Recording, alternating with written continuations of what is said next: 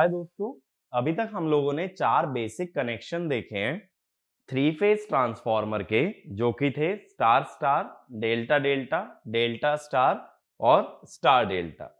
इस लेक्चर के अंदर हम लोग एक एडवांस्ड कनेक्शन देखने वाले हैं जो कि गेट के लिए भी रेलिवेंट है और बाकी सभी एग्जाम्स के लिए भी रेलिवेंट है, जिसे कि हम बोलते हैं ओपन डेल्टा कनेक्शन।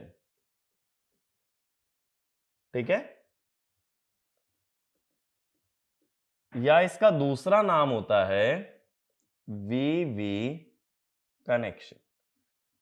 अब देखो, ज्यादातर जो क्वेश्चन बनते हैं ओपन डेल्टा या वीवी कनेक्शन पे, वो न्यूमेरिकल टाइप प्रॉब्लम्स होती हैं रैदर देन कि फेजर टाइप कोई क्वेश्चन पूछा जाए। तो इसको हम पूरा डिटेल में समझने वाले हैं, एक एक चीज डेराइव करने वाले हैं। लेकिन एंड ऑफ द डे तुम्हें क्या याद होना चाहिए कि क्या क्या कंसेप्ट्स ऐसे हैं जिनको याद रख के न्यूमेरिकल हम लोग सॉल्व कर सकते हैं।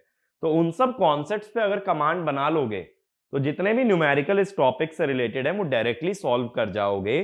तो हमेशा ये ध्यान रखना कि जितने अभी तक कनेक्शन पढ़े हैं उसमें ज्यादा प्रॉब्लम फेजर ओरिएंटेड है, तो वहां फेजर का बहुत अच्छा आइडिया होना जरूरी है। और ओपन डेल्टा के अंदर छोटे छोटे ऐसे फॉर्मूलेज और कॉन्सेप्ट जिसपे कि न्यूमेरिकल बन सकता है, वो कॉन्सेप्ट्स पता होने चाहिए। ठीक है, तो अब बेसिक से शुरू करते हैं। देखो, सबसे पहले कहानी कहां से शुरू होती है कि हम लोग लेते हैं थ्री फेज ट्रांसफॉर्मर बैंक। मैंने बैंक के बारे में बताया था क्या होता है। जब सिंगल फेज ट्रांसफॉर्मर्स को जोड़ करके एक थ्री फेज ट्रांसफॉर्मर बनाया जाए, उसको बोलते हैं थ्री फेज ट्रांसफॉर्मर बैंक। और इसको कनेक्टेड रखते हैं डेल्टा डेल्टा में। ठीक है, तो थ्री फेज ट्रांसफॉर्मर बैंक ले रहा हूं, यानी तीन सिंगल फेज ट्रांसफॉर्मर्स हैं जिनकी प्राइमरी भी डेल्टा कनेक्टेड है और सेकेंडरी भी डेल्टा कनेक्टेड है। तो मैं दिखाता हूं तीन ट्रांसफॉर्मर।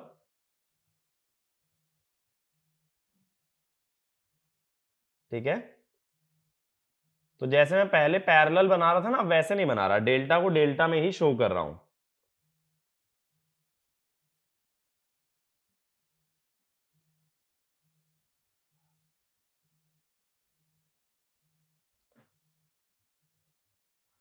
यहां देखो, नेगेटिव सीक्वेंस का कोई चक्कर नहीं आएगा, जो भी बात होगी सारी पॉजिटिव सीक्वेंस की होगी।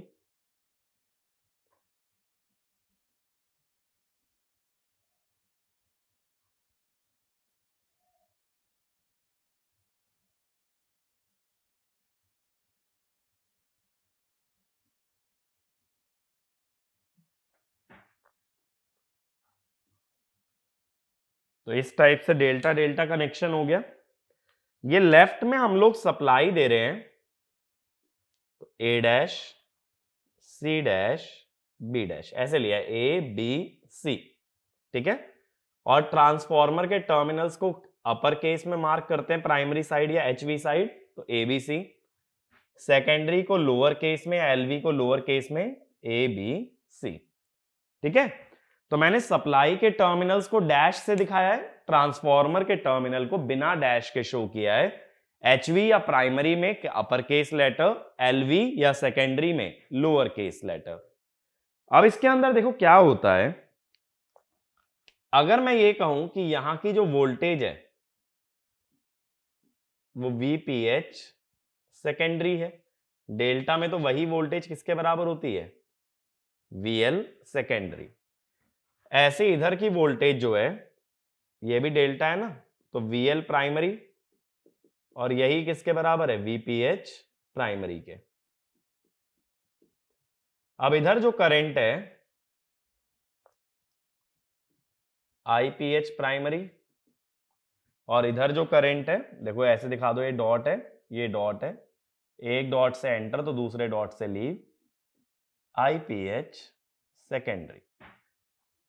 अब अगर किसी भी थ्री फेज सिस्टम की पावर निकालनी है तो वो कैसे आती है, 3 वीपीएच आईपीएच या √3 वीएल आईएल। और सिंस एक ट्रांसफॉर्मर में पावर दोनों तरफ सेम रहती है, ये मैं एक आइडियल ट्रांसफॉर्मर की बात कर रहा हूं, यहां कोई लॉसेस आने वाले नहीं है, तो दोनों तरफ पावर सेम रहती है। तो मैं क्या कहूंगा, इस कनेक्शन की जो एपरेंट पावर होगी उसको ऐसे लिख सकते हो, √3 वीएल प्राइमरी IL प्राइमरी या √3 VL सेकेंडरी IL सेकेंडरी। ठीक है, प्राइमरी से निकालो, सेकेंडरी से बात तो एक ही है। डेल्टा कनेक्शन में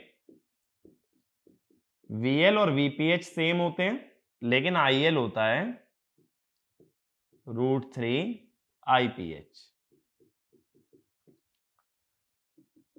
ऐसे ही सेकेंडरी साइड पे भी VL और VPH तो सेम है, डेल्टा है, IL है √3 IPH। तो एपरेंट पावर क्या होगी डेल्टा डेल्टा कनेक्शन की? 3 VPH primary IPH primary which is also equal to 3 VPH secondary IPH secondary. ठीक है, तो यही बनेगी पावर। अब इसके अंदर मैंने क्या बोला, ये एक 3 फेज ट्रांसफॉर्मर 3 ट्रांसफॉर्मर से बना है। तो अगर मैं ये कहूं power handled by each single phase transformer unit, इस 3 फेज ट्रांसफॉर्मर में 3 सिंगल फेज ट्रांसफॉर्मर लगे हैं और हर कोई कितनी कितनी पावर शेयर कर रहा है? एक ट्रांसफॉर्मर माने एक वाइंडिंग, एक वाइंडिंग एक ट्रांसफॉर्मर का काम कर रही है। इस वाइंडिंग की वोल्टेज है VPH और इसका करंट है IPH। तो मैं कहूंगा सिंगल फेज ट्रांसफॉर्मर कितनी पावर हैंडल कर रहा है? VPH इंटू IPH, चाहे प्राइमरी पे ले लो चाहे सेकेंडरी पे। इसीलिए इसको भी सिंपल ऐसे ही लिख दो, प्राइमरी सेकेंडरी क्या लिखना। जब पावर दोनों तरफ सेम होती है तो प्राइमरी या सेकेंडरी मेंशन करने की जरूरत नहीं है, सिर्फ क्या लिख सकते हैं 3 VPH IPH, और इसके अंदर जो इंडिविजुअल ट्रांसफॉर्मर है वो पावर ले रहा है VPH इंटू IPH। मेरी बात समझ आई कि जो भी डेल्टा डेल्टा ट्रांसफॉर्मर अगर पावर डिलीवर करता है उसके अंदर लगे 3 सिंगल फेज ट्रांसफॉर्मर बराबर पावर शेयर करते हैं, और वो कितनी होती है? VPH IPH। तो इसमें लिखना in a delta delta transformer, in a delta delta transformer constructed using, in a delta delta transformer constructed using 3 single phase transformer, using 3 single phase transformer, the power handled by each single phase transformer, the power handled by each single phase transformer is VPH into IPH, VPH into IPH। अब देखो open delta की तरफ कैसे गए, अपने पास 3 individual transformer है जिनको हमने बाहर से जोड़ के बना दिया है डेल्टा डेल्टा। अब ओपन डेल्टा में क्या कहते हैं, मान लो 3 में से एक ट्रांसफॉर्मर खराब हो जाए, 3 में से अगर एक ट्रांसफॉर्मर खराब हो गया और उसको रिमूव कर दिया गया, तब यह कनेक्शन कहलाता है ओपन डेल्टा कनेक्शन या फिर VV कनेक्शन। तो ये वाला पॉइंट लिखो, if one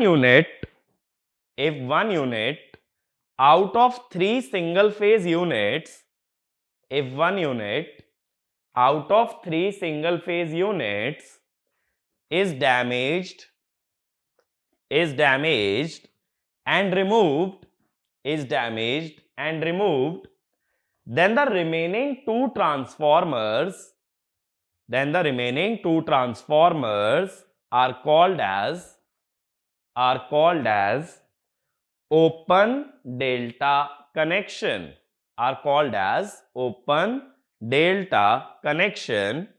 and they can supply balanced 3 phase power,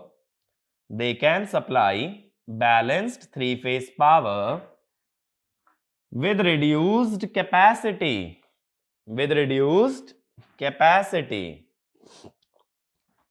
ठीक है भाई।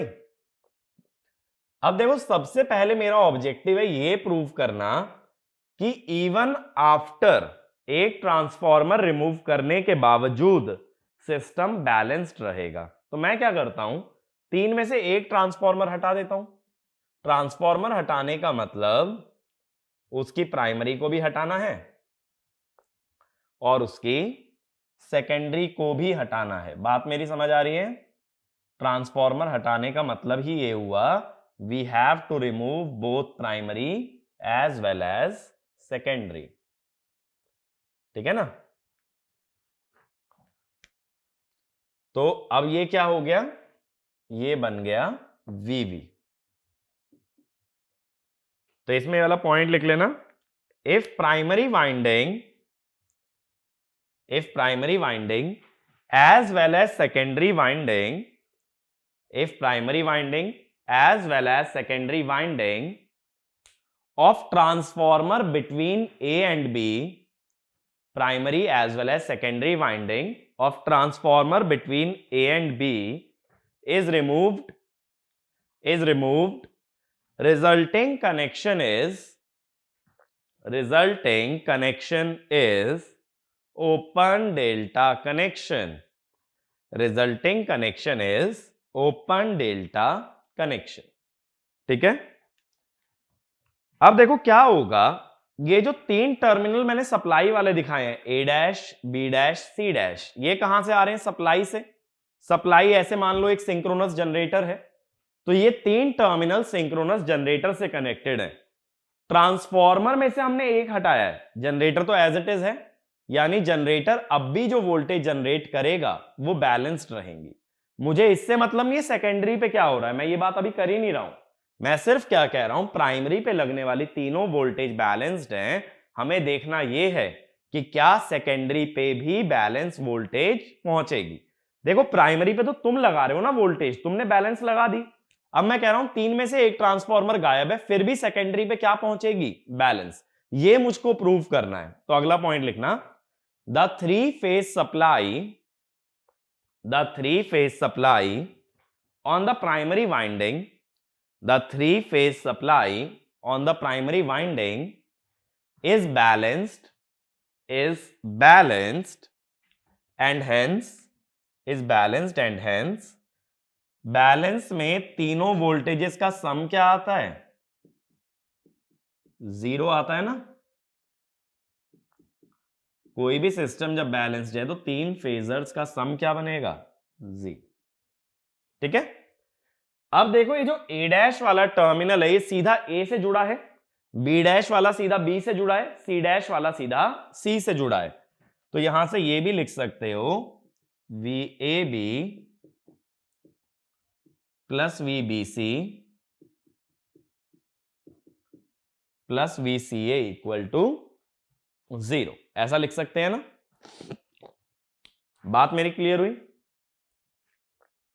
तो यहां पे हमें क्या पता चला, प्राइमरी पे आने वाली तीनों वोल्टेजेस बैलेंस्ड है। तो इसमें वाला पॉइंट भी लिख लो, since supply is directly connected to primary,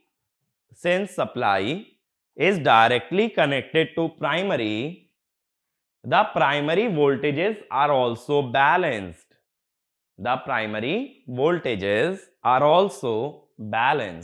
बात क्लियर हुई?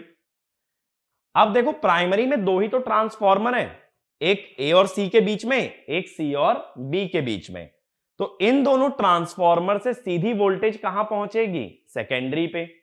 बट कौन सी वोल्टेज नहीं जा पाएगी? वो है AB वाली, क्योंकि AB के अंदर कोई ट्रांसफॉर्मर नहीं है, तो that voltage can not be directly transferred to secondary, but other 2 voltage directly can be transform to secondary. तो अब देखो मैं वोल्टेज कौन कौन सी ले रहा हूं, एक मैं ले रहा हूं AC और एक मैं ले रहा हूं BC। ठीक है, C एक कॉमन टर्मिनल ले लिया ना। तो मैं ये बोल रहा हूं ये क्या होगा, N secondary by N primary. ये दोनों वोल्टेज सीधा पहुंच गई सेकेंडरी साइड, क्योंकि इन दोनों के अक्रॉस ट्रांसफॉर्मर लगा है।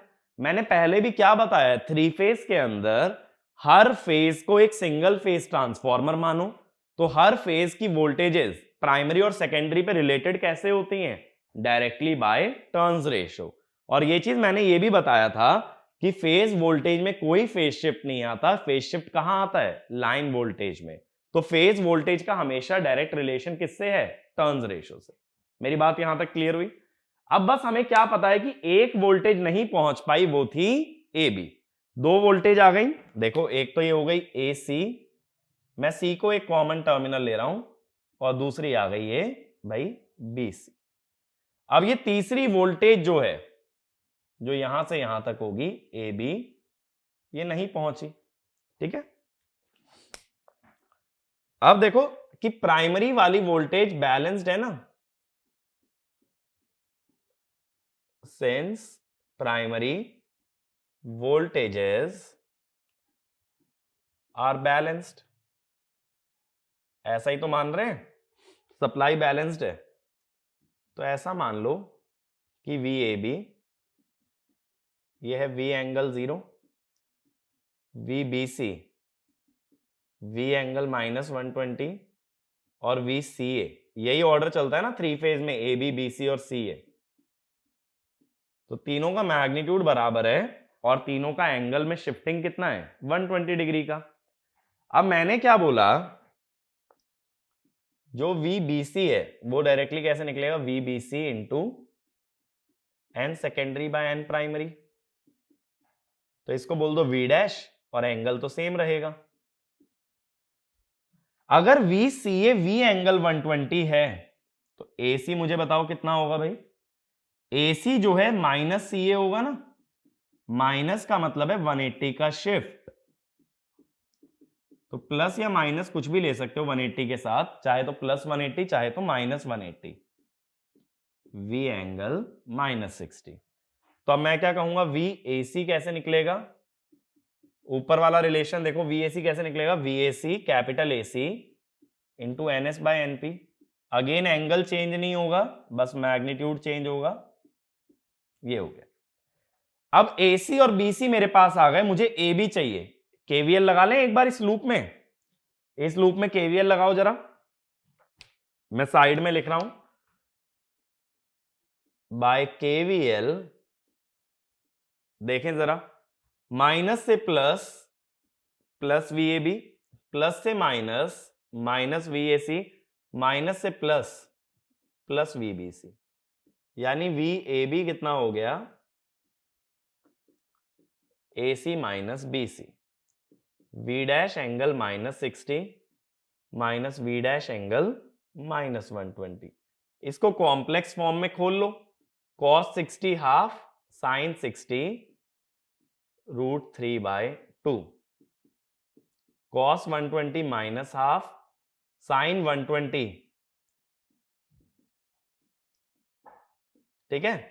ये J वाली टर्म दोनों में कट गई, ये आ गई V डैश। इसका मतलब क्या हुआ?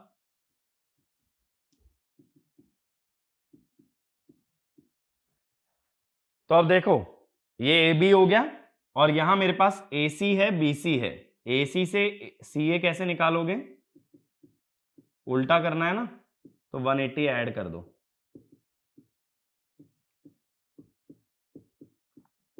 अब देखना जरा, V dash angle 0, V dash angle -120, V dash angle +120, हो गए बैलेंस। यानी दो वोल्टेज प्राइमरी से सेकेंडरी गई ट्रांसफॉर्मर के थ्रू, फिर भी जो तीसरी वोल्टेज बनी वो बाय डिफॉल्ट बैलेंस बनी, जबकि तीसरी वोल्टेज पे कोई ट्रांसफॉर्मर था ही नहीं। तो ये वाला पॉइंट लिखना, two of the voltages are transferred from primary to secondary. Two of the voltages are transferred from primary to secondary by means of two single phase transformer, by means of two single phase transformer, but still the third voltage is balanced. Still the third voltage is balanced. वो voltage किसी भी transformer के through नहीं गई है, उसको हमने KVL से प्रूव किया है कि बैलेंस आएगी। केवीएल कैसे लगाया? एक क्लोज लूप में सभी वोल्टेज का सम क्या होना चाहिए? 0। तो इसका मतलब एक ट्रांसफॉर्मर हटा देने के बावजूद वोल्टेज क्या होती हैं? बैलेंस। तो ये वाला भी एक पॉइंट लिखो, मोस्ट इंपॉर्टेंट करके लिख लेना। If one transformer is removed, if one transformer is removed in delta delta connection, if one transformer is removed in delta delta connection and balanced voltages are connected, and balanced voltages are connected on primary side, balanced voltages are connected on primary side, then voltages obtained on secondary side, then voltages obtained on secondary side are still balanced, so system remains balanced, even after one transformer is removed,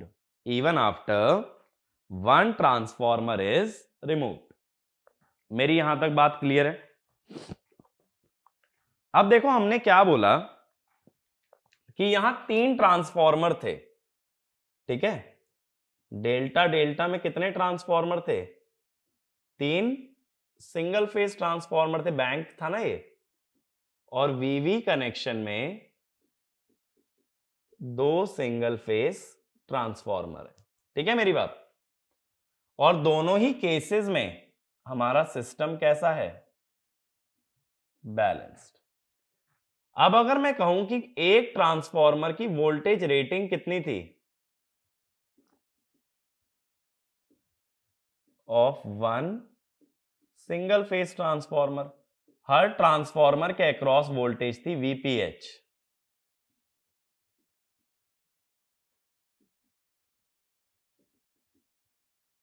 और एक transformer की current rating कितनी थी? That is IPH. अब हम क्या जानते हैं, जो वोल्टेज रेटिंग होती है किसके प्रोपोर्शनल होती है? इंसुलेशन के। करंट रेटिंग किसके प्रोपोर्शनल होती है? Cross section area of conductor के। यानी जब 3 में से एक ट्रांसफॉर्मर हटा भी दोगे तब भी बचे हुए जो 2 ट्रांसफॉर्मर हैं उनकी हर एक की वोल्टेज रेटिंग वीपीएच ही रहने वाली है और करंट रेटिंग आईपीएच ही रहने वाली है। उनकी वोल्टेज और करंट रेटिंग नहीं बदल सकते अनलेस कि ट्रांसफॉर्मर के अंदर का कंडक्टर मोटा कर दो तो करंट रेटिंग बढ़ जाएगी, इंसुलेशन बढ़ा दो तो वोल्टेज रेटिंग बढ़ जाएगी। जब तक तुम ट्रांसफॉर्मर नहीं बदलोगे जब तक उसकी वोल्टेज और करंट रेटिंग क्या रहेगी? सेम। तो ये वाला भी पॉइंट लिखो। When one transformer is removed, the voltage and current rating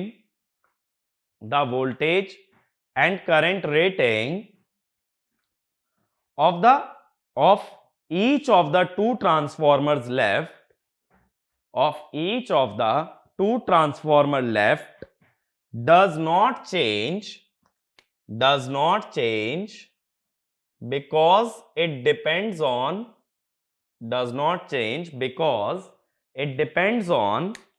construction of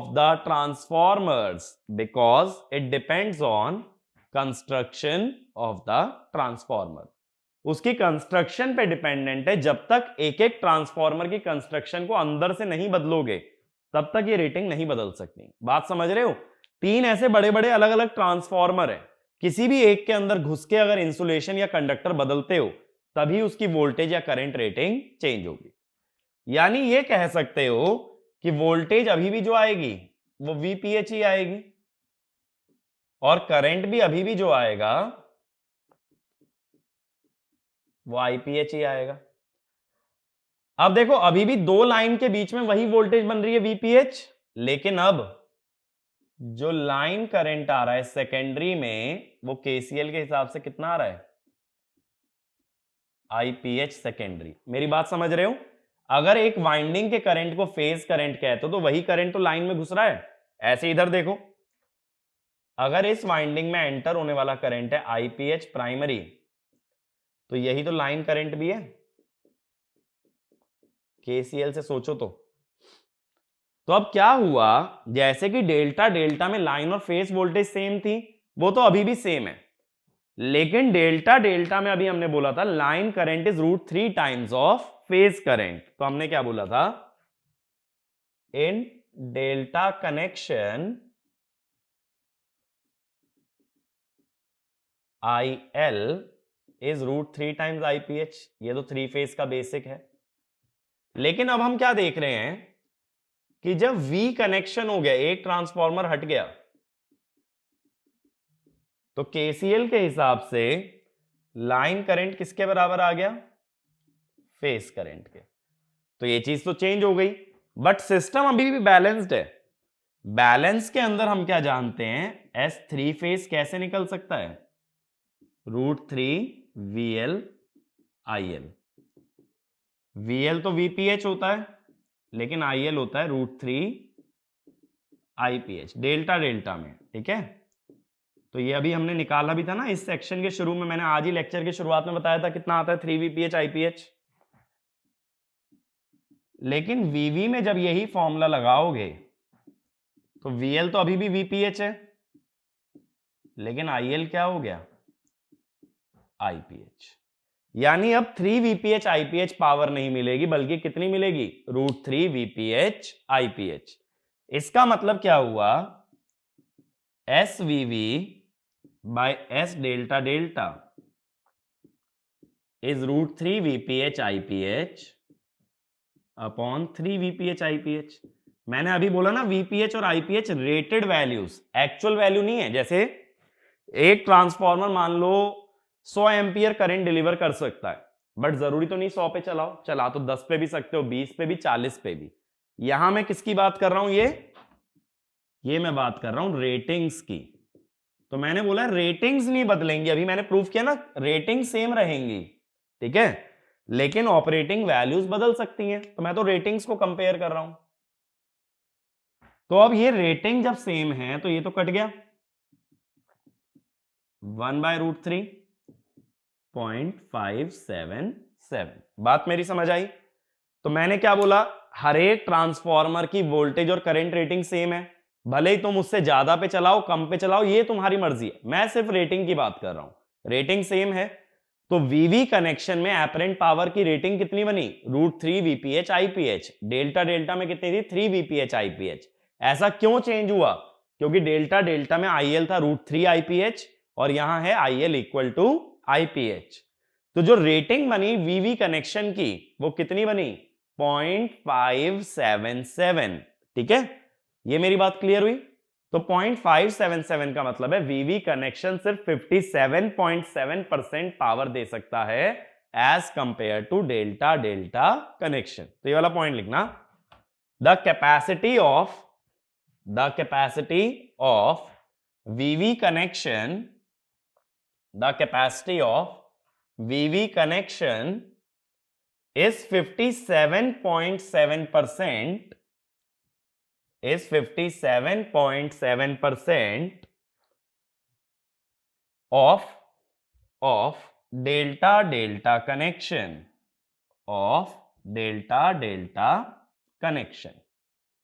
मेरी बात क्लियर हुई यहां तक? अब देखो, ये हमें यहां से एक इंपॉर्टेंट कॉन्सेप्ट मिल गया कि apparent power rating VV connection की 0.577 टाइम्स होती है डेल्टा डेल्टा से। अब देखो, जब मेरे पास 3 ट्रांसफॉर्मर कनेक्टेड थे यानी डेल्टा डेल्टा था, तब पावर आ रही थी 3 VPH IPH। ठीक है ना? अब मैं चाहूंगा जब 2 हैं तो कायदे से 2 VPH IPH आनी चाहिए ना, ये √3 VPH IPH क्यों? तो ऐसा एक क्वेश्चन ही लिख लो, Y SVV is not 2 VPH IPH। ऐसा एक क्वेश्चन लिख लो, Y SVV is not 2 VPH IPH, जबकि 2 ट्रांसफॉर्मर है। तो देखो हर एक ट्रांसफॉर्मर कितनी पावर हैंडल कर रहा है, वोल्टेज है उसकी वीपीएच और करंट है उसका आईपीएच। तो मैं क्या चाहता हूं कि जब दो ट्रांसफॉर्मर्स हैं तो ये सीधा क्या हो जाना चाहिए, ठीक है, डिजायर्ड। बट ऐसा हो नहीं रहा। ऐसा क्यों नहीं हो रहा? क्योंकि देखो जो एपरेंट पावर होती है ना वो कॉम्प्लेक्स होती है, उसमें रियल और रिएक्टिव दोनों पार्ट्स होते हैं। अगर रियल और रिएक्टिव दोनों पार्ट्स होने वाले हैं तो कॉम्प्लेक्स नंबर्स को डायरेक्टली ऐड नहीं करते, या ये कह दो ये जो पावर आएगी इसका एंगल भी होगा, तो विद एंगल जब ऐड करोगे तो we can not perform scalar addition. तो ये वाला पॉइंट लिखना, the power in AC, the power in AC is complex power which has certain magnitude as well as an angle so the power handled by two transformers cannot be directly added as scalars, so we cannot obtain a rating of 2 VPH IPH. We cannot obtain a rating of 2 VPH IPH. तो यहां से आ जाता है एक term जिसको हम कहते हैं ट्रांसफॉर्मर यूटिलाइजेशन फैक्टर। यानी आपने जो ट्रांसफॉर्मर कनेक्शन बनाया उसको कितना बेहतर तरीके से यूज कर पा रहे हो। जैसे एक छोटा सा एग्जांपल लो, आप सभी लोग किसी ना किसी एग्जाम की तैयारी कर रहे हो, तो हर एक बच्चे के अंदर कुछ ना कुछ पोटेंशियल है। तो मैं क्या कहूंगा कि आप अपने पोटेंशियल को कितने अच्छे से यूज कर पा रहे हो, that is your utilisation factor. Potential को यूज करने का मतलब अपने पोटेंशियल को परफॉर्मेंस में कितना ट्रांसलेट कर पाते हो, कि क्या जितना आपके अंदर नॉलेज, जितना टैलेंट है, क्या उसको मार्क्स में ट्रांसलेट कर पा रहे हो, तो वो होता है यूटिलाइजेशन फैक्टर। अब देखो जब हम डेल्टा डेल्टा की बात करते हैं, डेल्टा डेल्टा में कितना पावर मिल रहा था या पहले ना इसका मैं जनरल फॉर्मूला बता देता हूं, rating obtained upon maximum rating that could be obtained.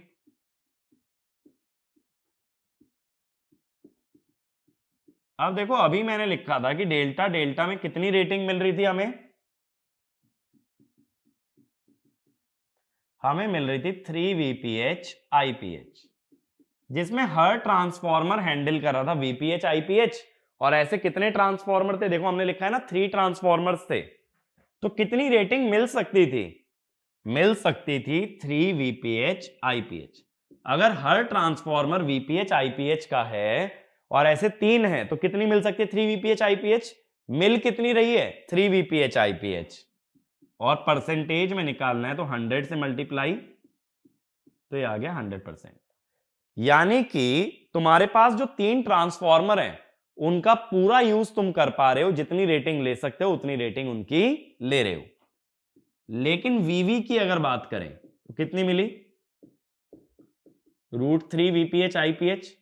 जबकि जब मैंने तुम्हें 2 ट्रांसफॉर्मर दिए और हर एक की रेटिंग दी VPH IPH, तो मैं क्या चाहूंगा, तुम कितना आउटपुट निकाल के दो, तुम निकाल के दो 2 VPH IPH, जो मैंने अभी क्वेश्चन भी लिखवाया था, why it is not 2 VPH IPH। तो चाहता हूं मैं 2 VPH IPH, लेकिन मिल कितना पा रहा है, √3 VPH IPH। तो इसको अगर सॉल्व करोगे VPH IPH कटेगा, ये बनेगा 86.6%। यानी ट्रांसफॉर्मर की रेटिंग का सिर्फ 86.6% तुम यूज कर पाए, तुम कर ज्यादा सकते थे। ये बात मेरी क्लियर हुई? ऐसे सोचो, छोटा सा एक एग्जांपल और लें। एसी में हम कहते हैं एपरेंट पावर होती है वी आई, जबकि पावर मिलती कितनी है, वी आई कॉस फाइव। यानी जो रेटिंग थी उसका तुम पूरा यूज नहीं कर पाए, तुम उसका कुछ हिस्सा ही ले पाए। और कितना हिस्सा ले पाए, कॉस फाइव। सेम चीज मैं यहां कह रहा हूं, दो ट्रांसफॉर्मर है जो हर एक ट्रांसफॉर्मर दे सकता है वी आई, लेकिन तुमने कितना लिया, √3 वी आई। मिल कितना सकता था, 2 वी आई। तो रेशियो क्या बना, ट्रांसफॉर्मर यूटिलाइजेशन फैक्टर। तो अब देखो, मेरे को यहां से ना दो इंपॉर्टेंट कॉन्सेप्ट मिल गए हैं, तो उनको मैं लिख देता हूं। जो चीज तुम्हें आगे तक याद रखनी है वो ये है कि वीवी की जो रेटिंग है अपॉन डेल्टा, डेल्टा की जो रेटिंग है ये रेशो है 1/√3। फिर TUF जो है वीवी का 86.6%। ये दो कॉन्सेप्ट हमें यहां से मिले हैं अभी तक हमने जितना पढ़ा है। ठीक है, मेरी यहां तक बात क्लियर है। तो सबसे पहले मैंने क्या बताया, डेल्टा, डेल्टा में से एक ट्रांसफॉर्मर हटा देने से बनता है वीवी कनेक्शन। उसमें भले ही एक ट्रांसफॉर्मर हट गया है, फिर भी बैलेंस वोल्टेज लगाने पे सेकेंडरी पे भी वोल्टेजेस क्या मिल रही हैं, बैलेंस्ड। ठीक है, तो डेल्टा, डेल्टा में 3 सिंगल फेज ट्रांसफॉर्मर का यूज करोगे और वीवी में दो का यूज करोगे। और यह भी जरूरी है कि डेल्टा, डेल्टा जो है ना, एक कोर टाइप या शेल टाइप ट्रांसफॉर्मर ना हो, वो क्या हो, ट्रांसफॉर्मर बैंक हो, जिसके अंदर 3 अलग अलग ट्रांसफॉर्मर लगे हैं, ताकि उनमें से रिमूव किया जा सके। ठीक है, अगर एक सिंगल यूनिट बना दोगे ना, तो उसमें से एक भी फेज हटा नहीं सकते। अभी मैं क्या कह रहा हूं, 3 फेज 3 अलग अलग ट्रांसफॉर्मर में है, तो उसमें से एक फेज हटाने का मतलब है एक पूरे ट्रांसफॉर्मर को रिमूव कर देना। यहां तक कॉन्सेप्ट क्लियर है। अब इसके बाद हम आते हैं कि अगर मैं वीवी कनेक्शन में लोड कनेक्ट करूं, तो पहला लिखना case 1, open delta connection, open delta connection supplying a star connected, supplying a star connected resistive load, a star connected resistive load। देखो, मैंने 3 रेजिस्टेंस जोड़ दिए ना स्टार में। अब मैं इसको बोल देता हूं A dash, B dash, C dash और ये O इसका न्यूट्रल पॉइंट हो गया। अब मुझे पहले इसका ना फेजर डायग्राम समझना है। तो सबसे पहला कंसेप्ट याद रखना, for balanced supply, for balanced supply secondary voltages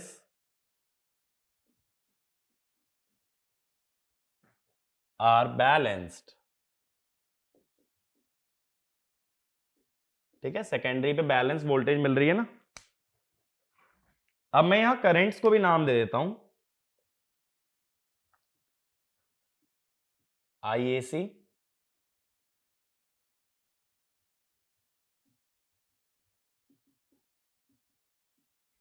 ठीक है, IBC, और B वाली लाइन में जाने वाला करंट IBC, और ये C वाली लाइन में जाने वाला IC। ठीक है, तो मेरे पास 3 करंट हैं, IA, IB और IC, जो लाइन में जा रहे हैं। ऐसे ही जो वाइंडिंग में फ्लो कर रहे हैं वो हैं IAC और IBC। अब स्टार कनेक्टेड लोड के लिए बेहतर ये रहेगा कि जो रेफरेंस ले रहे हो वो फेज वोल्टेज को लो।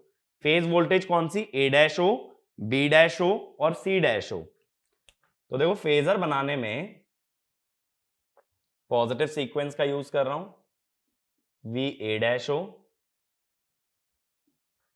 V B डैश हो और V C डैश हो। ये 3 वोल्टेज बन गई ना। अब ये देखो, ये जो IA है ये इसमें ही तो जा रहा है, IA इसमें जा रहा है, IB और इसमें जा रहा है IC। तो IA को कैसे लिख सकते हो सर्किट के टर्म्स में सोचो, अगर V A डैश हो by R, IB V B dash हो बाय R और IC V C dash O by R. और जब भी कोई रेजिस्टिव लोड का करंट होता है तो वो वोल्टेज के सेम फेज में बनता है, इसीलिए वी ए डैश ओ के सेम फेज में I A, V B dash O के सेम फेज में I B, V C dash O के सेम फेज में आई सी। ठीक है, ये 3 करंट बन गए। तो करंट तो मुझे मिल गए, लेकिन अगर किसी भी ट्रांसफॉर्मर की पावर निकालनी है, जैसे इस वाले की निकालनी है, ये ट्रांसफॉर्मर की सेकेंडरी तो है, तो मुझे इसका वोल्टेज और करंट चाहिए। इसका करंट है आईएसी जो कि है आईए के बराबर, इसका करंट है आईबीसी जो कि है आईबी के बराबर। तो करंट तो मिल गया, अब बचा क्या? वोल्टेज। वीएसी चाहिए। वीएसी कैसे लिख सकते हो? ये होगा V A dash O minus V C dash O, यानी V A dash C dash, और वही ए सी होगा क्योंकि ए डैश से जुड़ा है और सी डैश से। ऐसे बी सी कैसे मिलेगा? B dash O minus C dash O, यानी बी डैश सी डैश, क्योंकि बी जुड़ा है बी डैश से, सी जुड़ा है सी डैश से। तो बी सी निकालो या बी डैश सी डैश, बात तो एक ही है। अब देखो, अगर V B dash O minus C dash O करना है तो सी डैश ओ का उल्टा बना लो। अब इन दोनों को जब सब्ट्रैक्ट करोगे तो एक इस टाइप का फेजर आ जाएगा, ये हो जाएगा तुम्हारा वी बी सी। एसी में ए डैश और सी डैश को सब्ट्रैक्ट करोगे, ए डैश ओ और सी डैश ओ को, ए डैश ओ और सी डैश ओ को जब सब्ट्रैक्ट करोगे तो यहां से एक फेजर बन जाएगा, ये होगा वी ए सी। अब वीएसी और आईए के बीच में यहां पे देखो 30 डिग्री एंगल है, वीबीसी और आईबी के बीच में भी है 30 डिग्री एंगल। तो मैं देखो यहां पे क्या देख पा रहा हूं, आईए लीड्स वीएसी बाय 30 डिग्री और आईबी लैग्स वीबीसी बाय 30 डिग्री। यानी कि पहले ट्रांसफॉर्मर की एपरेंट पावर वीएसी आईए और लीडिंग है, इसीलिए पावर का एंगल नेगेटिव, क्योंकि लीडिंग में रिएक्टिव पावर नेगेटिव आती है ना। S2 वीबीसी आईबी लैगिंग है, इसीलिए एंगल पॉजिटिव। मेरी बात क्लियर हुई? वीएसी है वीपीएच, आईएसी है आईए है आईपीएच, ऐसे ही वीबीसी है वीपीएच, आईबी है आईपीएच। यही तो हमने बोला था ना, यहां पे लाइन करंट और फेज करंट सेम है, तो मैं करंट को लिख रहा हूं आईपीएच और मैं वोल्टेज को लिख रहा हूं वीपीएच। अब इतना जानने के बाद हम लोग क्या कर सकते हैं, मेरे पास S1 और S2 आ गए ना, दोनों ट्रांसफॉर्मर की मेरे पास पावर आ गई, तो मैं टोटल S कैसे लिख सकता हूं? S1 plus S2। अब इसमें देखो क्या होगा, VPH IPH angle -30 plus VPH IPH angle 30। अब 30 को कैसे लिखोगे? cos 30 और sin 30 में, एक में -30 है एक में +30 है, तो यहां माइनस साइन 30 बनेगा, यहां प्लस साइन 30, तो इमेजिनरी टर्म कट जाएगी, रियल टर्म बचेगी। देखो cos 30 और j sin 30 में तोड़ोगे ना तो दिख जाएगा, cos 30 √3/2, तो ये हो गया √3 VPH IPH। अभी मैंने यही चीज बताई थी कि दोनों पावर होती VPH IPH है, लेकिन दोनों का एंगल अलग अलग होता है, इसीलिए कभी भी ये डायरेक्टली ऐड नहीं हो पाते। जब अभी मैंने क्वेश्चन नहीं लिखवाया था कि why SVV is not 2 VPH IPH, क्योंकि जब इन्हें ऐड करोगे तो एंगल के साथ ऐड करोगे, और जब दोनों का एंगल सेम नहीं है तो they can not be directly added. इसीलिए क्या आ रहा है? 2 VPH IPH cos 30 आ रहा है, सिर्फ 2 VPH IPH नहीं आ रहा। ठीक है, तो इसी वजह से कभी भी एग्जैक्ट उतनी ही पावर नहीं मिल पाती। ठीक है, तो यहां से हमें क्या मालूम चला कि दोनों ट्रांसफॉर्मर ने कितनी कितनी पावर हैंडल करी, VPH IPH, फिर भी मिली कितनी, √3 VPH IPH। तो इसमें वाला पॉइंट भी लिख लो, each of the two transformers are handling a power of each of the two transformers are handling a power of VPH IPH and the total power obtained is √3 VPH IPH. Total power obtained is √3 VPH IPH. अब ये तो बात रही भाई star connected load की। अब मैं अगली बात करने वाला हूं डेल्टा कनेक्टेड लोड। तो अगला लिख लेना V V connection supplying delta connected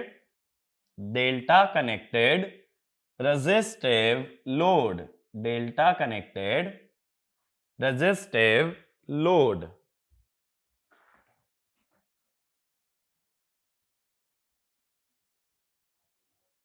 ठीक है,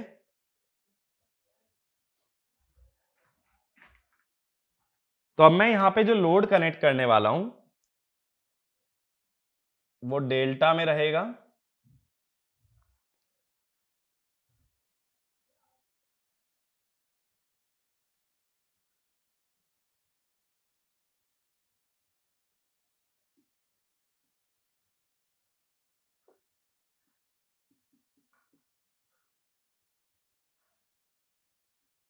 अगेन देखो इन टर्मिनल्स को मैं दूसरा नाम दे देता हूं A dash B dash C dash. R R R I A dash B dash I B dash C dash और I C dash A dash. ठीक है, अब मुझे दो करंट्स में इंटरेस्ट है, एक तो IAC और एक IBC। IAC को अभी हमने लिखा था एक और नाम से IA लाइन करंट और IBC को दूसरे नाम से लिखा था IB। इन दो करंट्स में मेरा इंटरेस्ट है। अगेन बात यहीं से शुरू होगी कि जब बैलेंस सप्लाई कनेक्ट करते हो तो लोड पे आने वाली वोल्टेज भी क्या रहेगी, बैलेंस। लेकिन इस बार डेल्टा कनेक्टेड लोड है तो फेज और लाइन ये दोनों वोल्टेज तो सेम ही होती है। फेज और लाइन वोल्टेज सेम है तो अलग अलग बनाने की जरूरत नहीं है। हम क्या बोलेंगे, फॉर डेल्टा लोड क्या बोलोगे आगे, consider line voltage as reference. ठीक है, अगर लाइन को ही रेफरेंस लेना है तो मैं सबसे पहली वोल्टेज बना लेता हूं V A dash B dash और ये वोल्टेजेस बैलेंस तो होंगी, ये तो हम प्रूव कर चुके। B dash C dash C dash A dash, ये तीन वोल्टेज बन गई। अब ये जो I A dash B dash है ये तो एक रेजिस्टिव लोड का करंट है ना, इसकी वैल्यू क्या होगी, वोल्टेज बाय रेजिस्टेंस।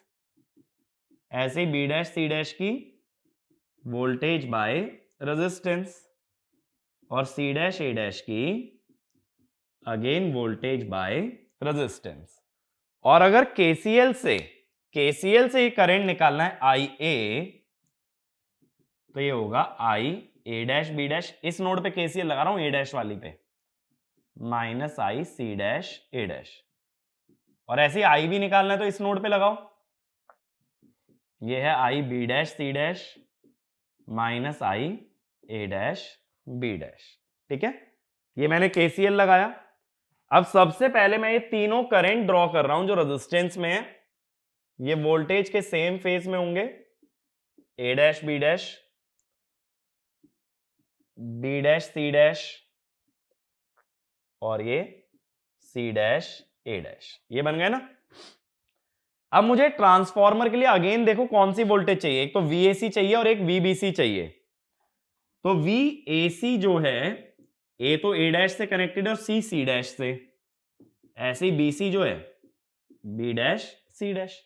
बीच में तो देखो कुछ भी नहीं है ना, तो A वाला टर्मिनल A डैश वाला टर्मिनल सेम नोड है अगर नेटवर्क से जाओगे। ऐसे ही C डैश और C वाला टर्मिनल, ये वाला C है ना देखो, सी डैश और सी वाला टर्मिनल एक ही नोड है। अब एक तो AC चाहिए, वो है A डैश C डैश, तुम्हारे पास है C डैश A डैश, तो AC कैसे बनाओगे, इससे उल्टा,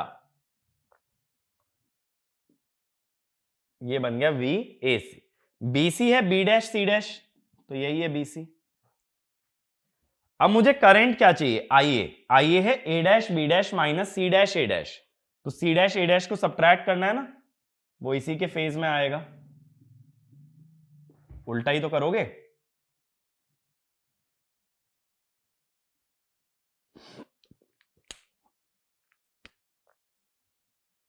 तो ये करंट आएगा IA। और दो बराबर फेजर जब ऐड होते हैं, ठीक है, क्योंकि ये टोटल एंगल जो है ना ये 60 है, जब दो बराबर फेजर ऐड होते हैं तो रिजल्टेंट बीच में से गुजरता है, तो अगर ये टोटल एंगल 60 है तो रिजल्टेंट कहां से जाएगा, 30 डिग्री। ये बात हमेशा याद रखना, whenever two equal vectors or phasors are added, resultant passes through the midpoint। तो यहां दो phasor A dash B dash और minus C dash A dash, ये दोनों 60 डिग्री पे हैं, तो इनका रिजल्टेंट 30 से जाएगा। अब अगला है B dash C dash minus A dash B dash, minus A dash B dash के लिए उल्टा बना लो, और जब इसको B डैश C डैश में जोड़ोगे तो ये वाला करंट आएगा IB। अब ये जो IB आया, अगेन ये दोनों फेजर 60 डिग्री पे हैं, करंट्स बैलेंस्ड है तो इक्वल भी है, इक्वल और 60 डिग्री पे, तो रिजल्टेंट जाएगा 30 डिग्री पे। अब देखो यहां से क्या मिला, यहां से मिला IA लैग्स, IA लैग्स कर रहा है ना, सॉरी लीड कर रहा है किससे, VAC से बाय 30 डिग्री, और IB लैग कर रहा है VBC से बाय 30 डिग्री। यानी यहां भी सेम कॉन्सेप्ट लिख सकते हो, S1 लीडिंग में पावर का एंगल नेगेटिव लेते हैं क्योंकि रिएक्टिव पावर नेगेटिव होती है, लैगिंग में पावर का एंगल पॉजिटिव लेते हैं क्योंकि रिएक्टिव पावर पॉजिटिव होती है। S1 हुआ VPH IPH angle minus 30, S2 हुआ VPH IPH एंगल प्लस 30, फिर से दोनों को ऐड करोगे तो वैल्यू आएगी √3 VPH IPH। यानी जो फाइनल आंसर आने वाला है वो स्टार और डेल्टा दोनों ही कनेक्शन के लिए सेम आने वाला है, कॉन्सेप्ट्स इवन इंडिविजुअल जो पावर आ रही है वो सेम आ रही है। तो अब इससे हमें फायदा क्या हुआ ये चीज डिराइव करके, कि अगर मैं स्टार और डेल्टा में से कोई एक लोड भी सॉल्व कर लूं तो डेल्टा के लिए या दूसरे लोड के लिए रिजल्ट सेम रहेगा। तो ये वाला पॉइंट लिखना, the apparent power handled by each of the two transformers, the apparent power handled by each of the two transformers is identical for star as well as delta connected load, for star as well as delta connected load. So the results need to be derived, only for one type of load, मेरी बात यहां तक clear हुई। दूसरी बात देखो, जब इन दोनों टर्म्स को ऐड करोगे तो इनका इमेजिनरी पार्ट तो कैंसिल हो जाएगा, बचेगा सिर्फ कौन सा पार्ट, रियल पार्ट। यानी दोनों पावर के सम में सिर्फ रियल पावर आ रही है, रिएक्टिव पावर नहीं आ रही। रिएक्टिव पावर ना आने का मतलब है लोड इज रेजिस्टिव। तो ये वाला भी एक पॉइंट लिख लो, when we add the two powers for resistive load, the imaginary part or reactive power cancels out and only real power remains because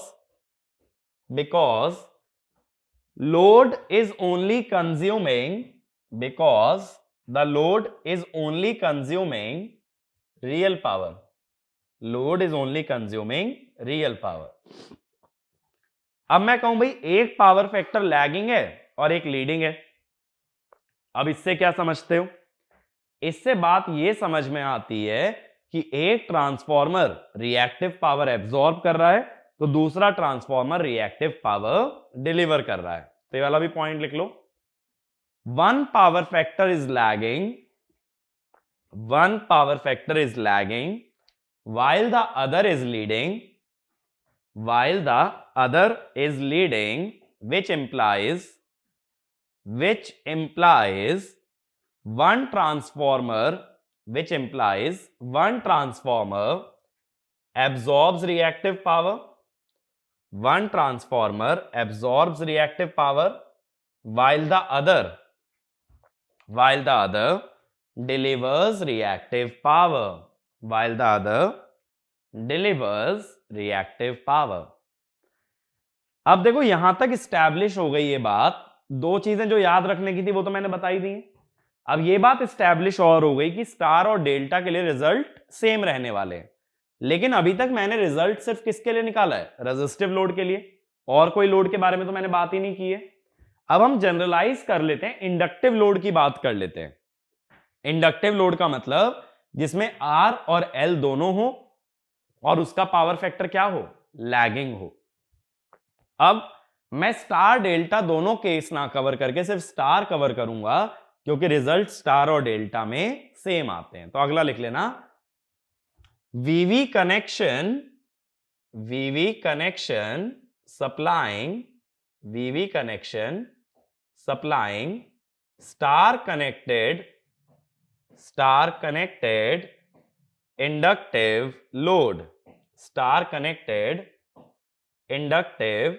load.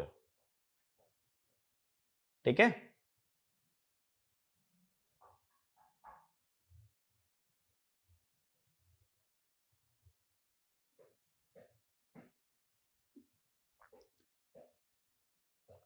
ये हो गया स्टार कनेक्टेड इंडक्टिव लोड.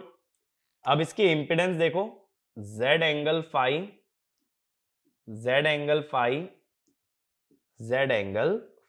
ये हुआ A dash, B dash, C dash और ये हो गया O.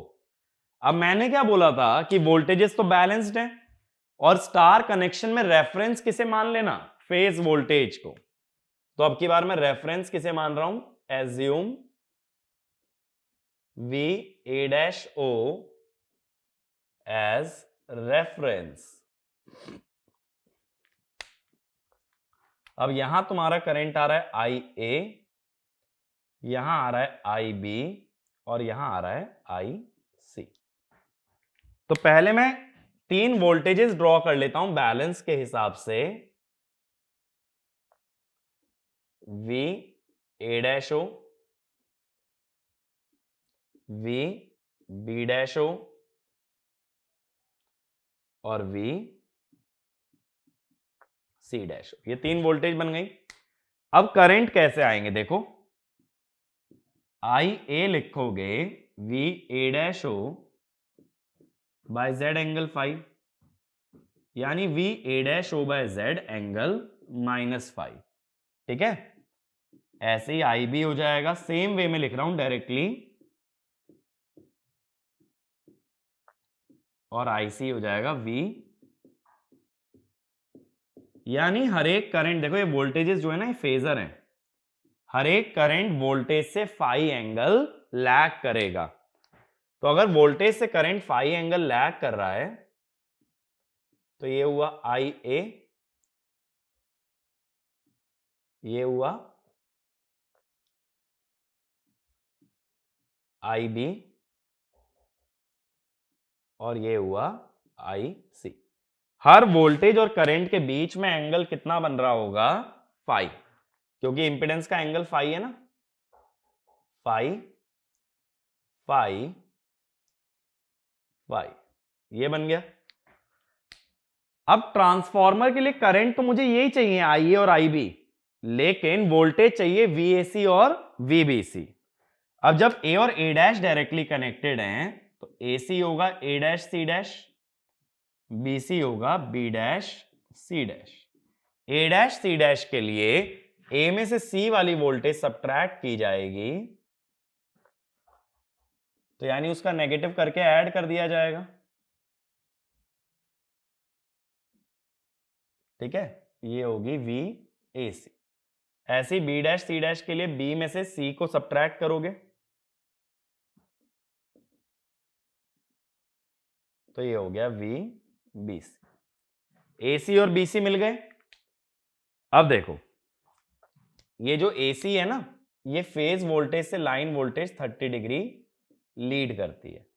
Phase voltage से लाइन वोल्टेज 30 डिग्री लीड करती है।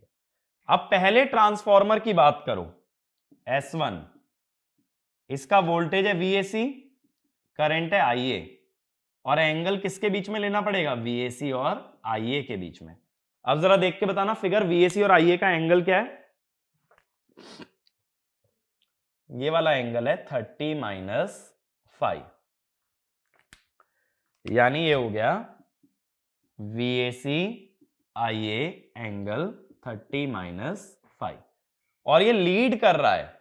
लीड करने का मतलब पावर का एंगल नेगेटिव। करंट लीड कर रहा है ना वोल्टेज से, करंट लेफ्ट में आ रहा है, लेफ्ट का मतलब लीडिंग।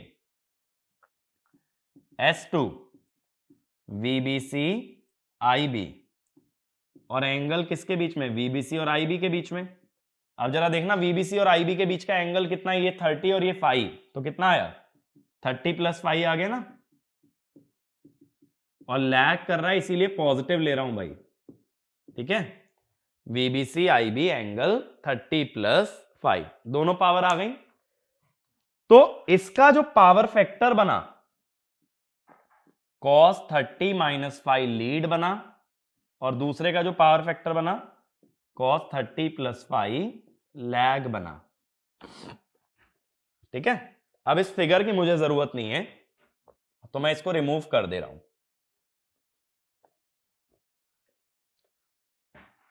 मेरी बात यहां तक क्लियर है ना, कि एक ट्रांसफॉर्मर लीडिंग पे चल रहा है, एक लैगिंग पे। ये चीज अभी मैंने लिखवाई भी थी कि एक पावर डिलीवर करता है तो एक पावर एब्जॉर्ब करता है। अब देखें जरा, S1 + S2 करें,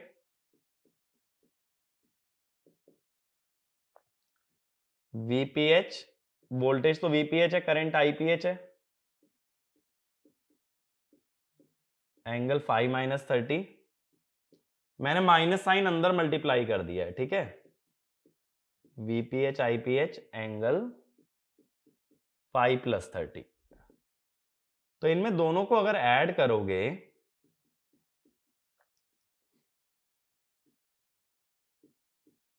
cos 5 - 30 + cos 5 + 30 plus j sin 5 - 30 plus sin 5 + 30, यही तो बनेगा। cos A - B plus cos A + B, ये होगा cos A cos B। sin A - B plus sin A + B is sin A cos B। cos 30 common आ जाएगा, cos 30 होगा √3/2,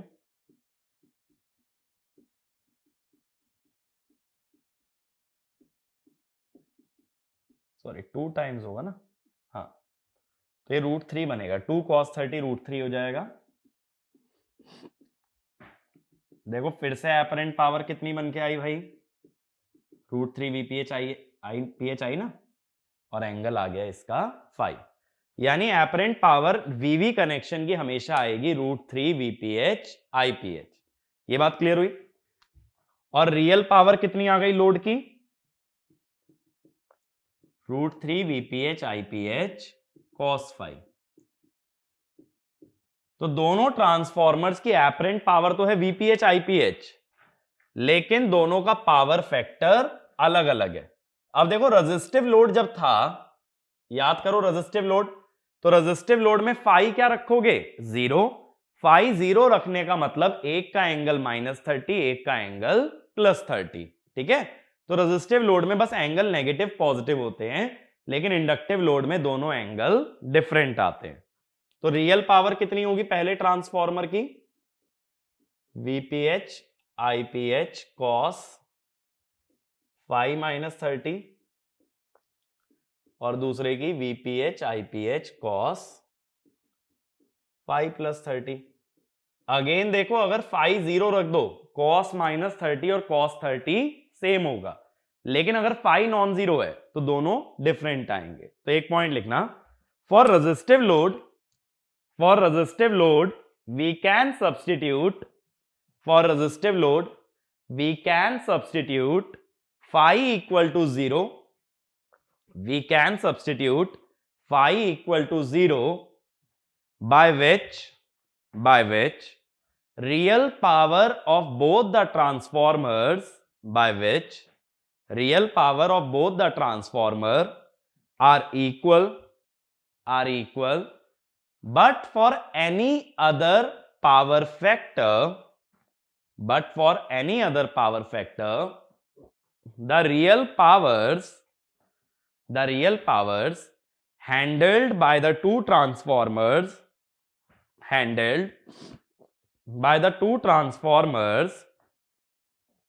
are unequal, ठीक है। अब इसके बाद लिखना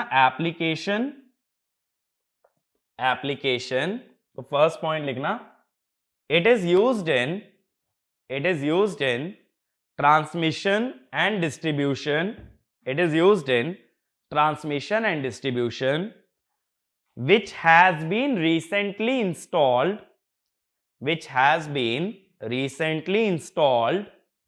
and requires low capacity, और दूसरा तो ऑब्वियस है कि डेल्टा का अगर एक ट्रांसफॉर्मर डैमेज हो जाए तो वो क्या बन जाता है? वीवी। तो हम इसका इंटेंशनली कहां लगाएंगे? जहां हमें कम कैपेसिटी की जरूरत है, वहां डेल्टा की जगह क्या बेनिफिशियल है? वीवी कनेक्शन, ठीक है। अब देखो, अगर मैं समराइज करूं, क्या क्या पॉइंट्स याद रहने चाहिए?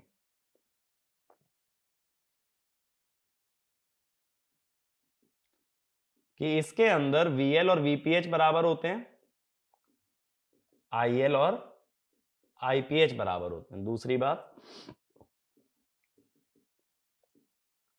SVB √3 VPH IPH। तीसरा, SVB by S डेल्टा। चौथी बात, TUF। पांचवी बात, इसके अंदर और क्या पता होना चाहिए कि एक ट्रांसफॉर्मर का जो पावर है वो है VPH IPH एंगल -30 - 5, यानी कि cos 30 - 5 लीड, और दूसरे का जो आता है VPH IPH एंगल 30 + 5, यानी पावर फैक्टर cos 30 + 5 लैग। अब एक चीज और समझना, if phi is greater than 30 degree तो 30 - 5 नेगेटिव हो जाएगा। तो S1 जो है VPH IPH एंगल -30 - 5 को क्या लिख दोगे? 5 - 30, माइनस साइन अंदर ले लिया। अब फाई तो 30 से बड़ा है ना, अगर फाई 30 से बड़ा है तो ये एंगल पॉजिटिव आएगा, यानी ये भी लैगिंग पावर फैक्टर पे चला जाएगा। तो इसका क्या मतलब हुआ? एक ट्रांसफॉर्मर लैगिंग है और दूसरा लीडिंग है, लेकिन कब? जब फाई 30 डिग्री से कम है। अगर फाई 30 के ऊपर चला जाता है तो पावर फैक्टर दोनों ही लैगिंग होते हैं। तो ये वाला पॉइंट भी लिख लेना, if phi is greater than 30 degree, if phi is greater than 30 degree, both transformers both transformers operate at lagging power factor, operate at lagging power factor। अब देखो ये तो हमने लैगिंग या इंडक्टिव लोड के लिए डिराइव किया है ना। दूसरा देखो, for lagging power factor load, मान लो 0.8 लैग है, तो तुम फाई को पुट कर देना सिंपली 36.86। और अगर लीडिंग पावर फैक्टर तुमने डेरिवेशन लैगिंग की किया, जैसा मैंने पहले भी समझाया था भाई, अगर डेरिवेशन लैगिंग की और लीडिंग के लिए चलाना चाहते हो तो फाई की वैल्यू नेगेटिव डाली जाएगी। सब कुछ सेम रहेगा, बस यहां पे जो फाई पुट करोगे ना वो माइनस साइन के साथ डाल देना, फॉर्मूला मत बदलना, बस फाई की जगह क्या यूज कर लेना, negative of the power factor angle. इतनी बातें अगर याद रखते हो तो सारे क्वेश्चन सॉल्व कर सकते हो, जो भी ओपन डेल्टा पे बेस्ड है इसके बाहर नहीं जाएगा।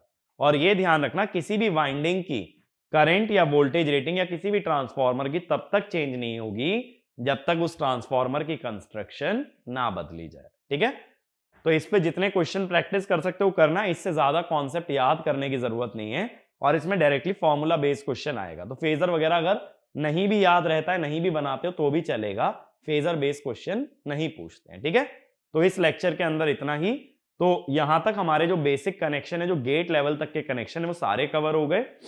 इससे ज्यादा नॉलेज गेट के लिए रिक्वायर्ड नहीं है। Thank you.